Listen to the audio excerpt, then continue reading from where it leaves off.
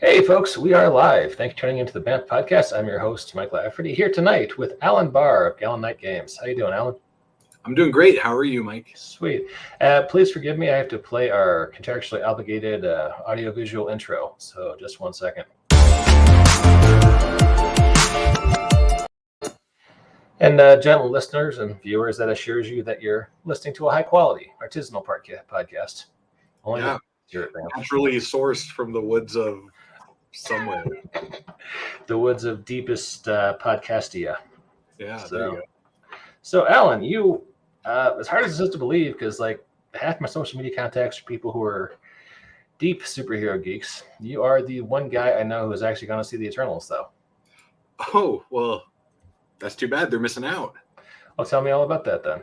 Yeah, so I had a great time. I loved it. Okay.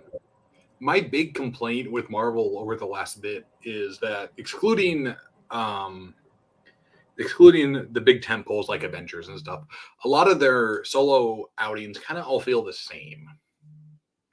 And it's a critique that gets leveled a lot, I think, unfairly at the Marvel movies. So I'm a little hesitant to use it, but it is also true to a degree. Like, for example, I barely finished Loki. Like, I had a hard time with it. I just couldn't get into it.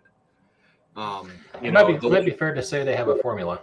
At the very least. They have a visual style, and well, that's also great for establishing a consistent and solid universe and representation. It can also get samey, which isn't a bad thing. Like, consistency matters to people, right? So there's a fine line to walk, and I think for a long time they walked it well. I think lately they've kind of slipped over it into the maybe not good side. But Eternals was a big swing back into the like, this is different side for me.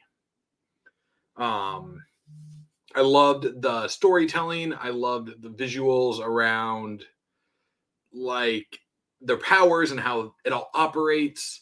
The parts with the Celestials were so great. The cinematography was gorgeous. It was almost Dune-esque in its big sweeping shots, and I loved it. It was everything I wanted to see from a Jack Kirby idea on screen. Sweet. That's I'm looking forward to checking it out. Any favorite characters or favorite moments? I don't want to spoil stuff for people. I mean, you've had a chance to see it, so I don't feel super bad. But you should also go see it, in my opinion, on the big screen. I think it really shines up there. So, seeing Dane on screen was pretty cool. I've always been a big Black Knight fan. Yeah. But me too. He doesn't get a lot. He doesn't get a lot of screen time. He's kind of there at the start and at the end. But he's still fun to see.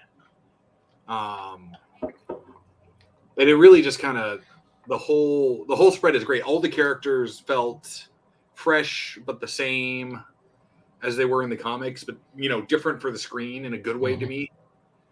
They took some twists that I was not expecting that I really dug. It worked for me on a level that a Marvel movie hasn't quite worked for the most part in a while. And I'm an old school Eternals fan. I mean, I read the Jack Kirby run when I could get the floppies in the $1 bin at my store when I was a kid. And I've read the new stuff, and so I'm old school. I was definitely hoping for the weird side of the Jack Kirby stuff, like the bonkers, we throw it all at the wall and see what sticks, kind of cosmic crazy. Jack Kirby was so good at writing. And they had enough of that to keep me happy. They didn't have as much as I would have wanted, or I would have put in the movie, but that's probably why they're the professionals and I'm not. Well, you got to tune down the weird, or at least they choose to tune down the weird for blockbusters. So there was a lot of weird stuff from the Avengers that, hey, what happened to Star Fox? Well, maybe that's best left in the past, come to think of it. So but yeah, for the most part, I really loved it. It really sunk and hit all the buttons for me. I bounced off Black Widow pretty hard. I wanted to like it a lot. I saw it in theaters, but it's just Winter Soldier with different characters. Like almost plot beat for plot beat. It's the same movie in a lot of ways. Yeah, I can't really argue with you. You got a point. I had fun with it, but there were moments where I was like, oh man, the thing with the olfactory nerve and the final confrontation. there was just a lot that I was like, I don't know. Yeah. This is basically just I'm watching the same movie again. Yeah, no, I feel you. And in my opinion, Scarlett Johansson deserved better. Like she's been a great Black Widow, and she deserved better than that effort from the company, in my opinion. Yeah, that was my thought after seeing the Avengers movie, where spoilers alert, her character was not alive at the end. I was like, wow, she's been carrying a lot of water for this franchise, and they didn't really do justice by that character. So yeah, so I really wanted to like Black Widow. I really wanted something out of it. And for me, and I love spy stuff. It's probably my second favorite genre after superhero stuff. So for me, like Winter Soldier is the movie because it's this mix of like classic espionage movies and superheroes. And that's what I wanted. I wanted Black Widow to be like the Winter Soldier, but better and different. Instead, I got the Winter Soldier with different actors. Yeah, that's fair. And I was like, I don't like this as much. But Eternals for me was different. It was fresh. It was interesting. I think they pulled off the ensemble as well as Guardians did. Guardians really worked setting up an ensemble in one movie, which is hard to do, and I think Eternals did just as well.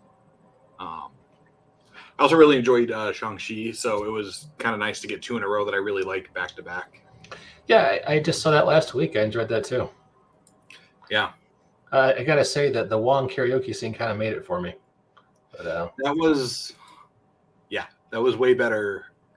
Sometimes those Marvel cross-universe cameos can feel a little forced, but that one worked out. A lot of theirs in the Shang-Chi movie worked okay. Yeah, I think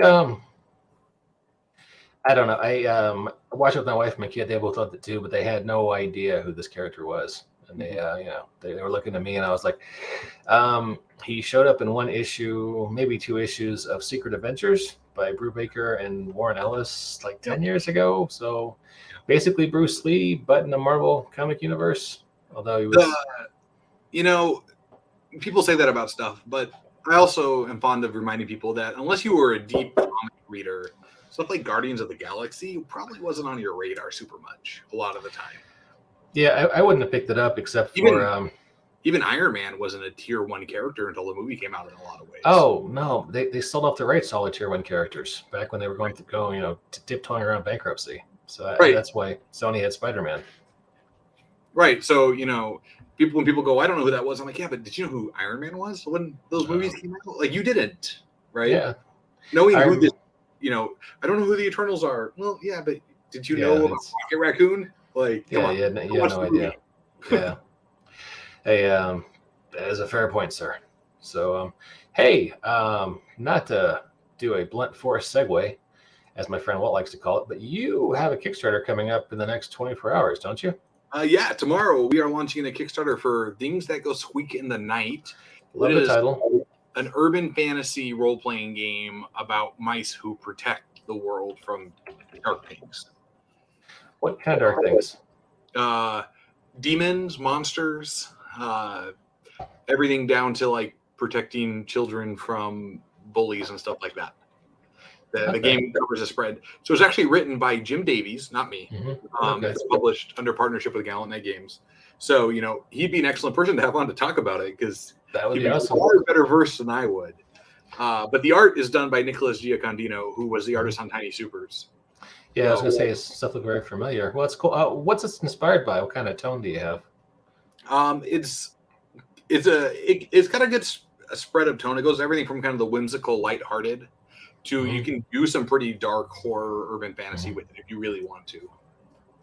So, because here's what I'm thinking, and I'm probably completely wrong, but just tell me. I'm picturing like The Rescuers meets Harry Dresden. I don't think you're as wrong as you think you are, probably. Okay, all right. That's probably a good quick elevator pitch if you know both those IPs. All right, cool. And this is I'll have the link in the show notes. I got in the comments right now. That definitely looks interesting. I will check that out. And you are shipping something for Tinychippers, which is kind of one of your flagship products. Yeah, so Tinychippers is our flagship superhero line, powered by Tiny V6. It's award-winning and best-selling. It won a BAMC. Won a BAMS. Woo! Were there BAMCs last year? Did I miss them? No, because of COVID. Okay, that's fair. And also, I was just really tired. So, also fair. Yeah. So, yes, we had crowdfunded an expansion called the Gallant Verse Campaign Guide earlier this year. Mm-hmm. It just finished shipping, so it's actually going to go live for sale tomorrow. Oh, sweet. Okay. Well, on DriveThruRPG and shop.gallantnightgames.com. Cool. So you will be able to grab that expansion. It adds, so the Gallant Verse kind of, I've been on the show talking about it before. I was on when we talked about the campaign. We deal with certain parts of the world, and so the Gallant Verse Campaign Guide kind of goes in depth on Europe, South America, and Atlantis, as it is, as well as some multi-dimensional stuff. Sweet. So it's that almost obligatory setting book that every Supers rule set needs to have. An expansion to the setting in the core book, yes. Yeah. But it did well, and so it did well enough that we've got more coming in the line. So. Well, that is good news because it's a really fun. I am not going to ask you for a commitment on the show because that'd be kind of a dick move. But if you ever want to come on the podcast and run a quick hour-long session over lunch someday, would love to play. You got my email. Hit me up. I'll do it. Yeah, because we really loved. You came on in costume and ran Beach Patrol for us a couple Mondays, and that was just a big jiggly mound of fun. I really enjoyed that. Yeah, that was. I have this thing I'll do at conventions where people will sign up for a Tiny Super game, and I'll run a Tiny Super mashup where there's superheroes on vacation. Nice. At the beach, and like something goes wrong, and they have to deal with it, but they can't expose who they are because they're on vacation. Do you think Bruce Wayne takes vacations? Because I'm not sure he does, except if it's part of his cover. You probably should. Yeah, he seems like a man who needs a vacation badly. In terms of mental health, it's I think there was a Kevin Smith comic where they had Bruce Wayne was on vacation with one of his girlfriends, and Aquaman showed up. What's the problem? Well, what are you talking about? You're in the water. You're never in the water. What's wrong, Bruce? It's like, nah, I'm just chilling with my lady friend. Everything's all right. Yeah. So what have you been reading recently? What have I been reading lately? Let me pull out my phone. I don't want to say negative things, but I'm still a little pissed about this. Suicide Squad, the current edition. They had a great concept I just learned about just reading news yesterday, and I was like, well, I have to check that out. And it's a heist on Oa.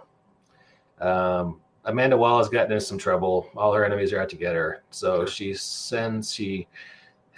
grabs a Kryptonian spaceship from an alternate Earth, loads up Suicide Squad, says, go to Oa, liberate this guy from a science cell, and bring him back here. And I was like, oh, wow, that's Ocean's 11 in space. That's awesome. And it did not do what I was hoping for. So that's too bad. That's a heck of a pitch. I think I'm going to write that adventure because honestly, that's just a whole lot of fun. Well, if you want to write it in the Gallant verse, hit me up. I will keep that in mind. Let me see. I read a lot of really quirky stuff. Kieran Gillen is doing kind of a weird metatextual / horror take on King Arthur called Once and Future. Yes, I'm waiting for the collected on that. That is a good move.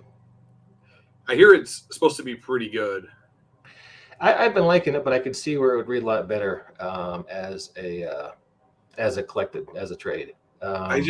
I've learned that I don't have the time to read things on a regular basis. So if I wait till the trade's out, I can knock it all out in the night or whatever. But if I try to do it monthly by issue, I end up losing interest and forgetting. Well, I mean, they're writing for the trade anyway. I think monthly releases are just for people who are conditioned for it, and it's not really the way they're not. It's not how they're writing them really anymore. So the new Moon Knight is better than I thought it was going to be. I'm enjoying that. There's an Image comic called Silver Coin, which is an old-fashioned horror anthology comic. Really been digging that. And the 6 Sidekicks of Trigger Keaton. How's that? Trigger Keaton is basically supposed to be like a Chuck Norris if he were a huge asshole. And the story is all of his Norris, right? Well, yeah. The story, imagine an amalgam, if you will, of Steven Seagal and Chuck Norris together. And sure. This is all. And he gets killed before the first issue, and his sidekicks have to band together and find out who want to kill him. And the answer is pretty much everybody in Hollywood wants to. And it's just quirky, cheesy fun. So increasingly, I read a fair amount of superhero stuff, but I'm finding myself reading a lot of non-superhero stuff, just because. Sure. No, I mean, that's a lot of fun. I've really enjoyed. I enjoyed Radiant Black recently. I've heard good things about that. The first trade just dropped. I thought that was pretty fun. I am catching back up on my Power Rangers reading from Boom. Oh, sweet. My wife picked up a couple of things she liked that she handed me to read that were pretty good. Folklords. I haven't heard of that one. Who did that? I know the name, and I should know the name. And now that I've said it, I'm going to blank on it. Matt Kint and Matt Smith, the mind management writer. Okay. Who did Berserker with Keanu Reeves. Okay. That one's been good. So it's been fun. There's been a lot to read lately. I find with superhero stuff, I'll really kind of go in waves where I'll be like, I'm in the mood. Like, I'm going to reread all of my Eternals collections. I'm going to reread all this stuff, right? Or I'll read the newest drop in the big Marvel crossover or what have you. And then I'll go in waves the other way where I'm like, I don't want to read guys in tights. I want to read comics about other stuff. So yeah, I'm trying to remember that guy who wrote the Boys. When he does war comics, I can just read the hell out of that. Mm-hmm. But I can't remember his name to save my life right now. It's late. It happens. I get it. Yeah, this is fair. I just found Folklords, and let's take a look at this. So is this like Fables? What's going on with this? So the premise, I don't want to give too much away. Okay. Matt Kint is a really great writer. I really like his work. My management is fantastic. Okay. But the idea is basically that this world exists. And the world exists in a world of folklore, and the reason that the young man in the middle is dressed in a suit is because that's how he has heard the folklords dress in their reality. So there's this metatextual context to the universe. It's really cool and interesting. I don't want to give too much away. But there's a lot to it, and the artist is fantastic. It's illustrated by Matt Smith, who did some BPRD stuff. He did like Lake of Fire, stuff like that. So it's fantastic. Oh, that's pretty cool. I'll have to check that out. You know what has been surprising me lately, and I was almost ashamed to pick it up at first because I was sure it was going to suck, but it's actually been one of the more fun reads. Savage Avengers. Oh, how was that? Yeah, fun. You just said fun. It's Conan, literally Conan, Conan the Barbarian, Conan the Cimmerian, in the world of Marvel Comics, teamed up with Black Knight and the Punisher and a few other characters. Is that's not the one Jim Zub did, is it? I'm sorry? That's not the one Jim Zub did, is it? Let me see who. Let's see, I just got issue 26 in Comixology. Let me see. Gary Dugan. Okay. I know Jim Zub was doing Conan, and he had him crossing over with like Moon Knight and stuff for a while. So. Yeah, it sounds stupid. It really, really does. But stupid to me at all. It sounds awesome. I would read that in a heartbeat. Yeah, I mean, there was an issue where it was Conan, Black Knight, I want to say Magic from New Mutants, and a couple other characters, and they're fighting a dragon somewhere in Eastern Europe. Maybe Doctor Strange shows up, and you're like, well, no, it's actually all right. And the ongoing arc has been Conan's fight. One of these guys with a name like Amon Thoth, some sorcerer from Conan's world, has been trying to set himself up as a super villain in our world, or 616, and they've gotten this next issue should be the conclusion of that fight. So it's I kind of just picked it up on a lark, and I was pleasantly surprised. So yeah. Well, that's awesome. That's the best way to end up with a good book sometimes. Yeah. Well, hey, Alan, I really appreciate your time, and just to throw your links out there, patreon.com/GallatGames. If you search on Kickstarter for Things That Go Squeak in the Night, you will find his Kickstarter, which launches tomorrow, and we'll have the writer. You said Jim Davies? Yep, I'll be reaching out with an email to introduce you so you can come on. That would be perfect. So, all right, thanks for coming on. Appreciate your take on the Eternals. Anything else you want to cover before we wrap up? No, I think we're good. I'll catch you all soon. Yep, see you next time on the BAMF Podcast.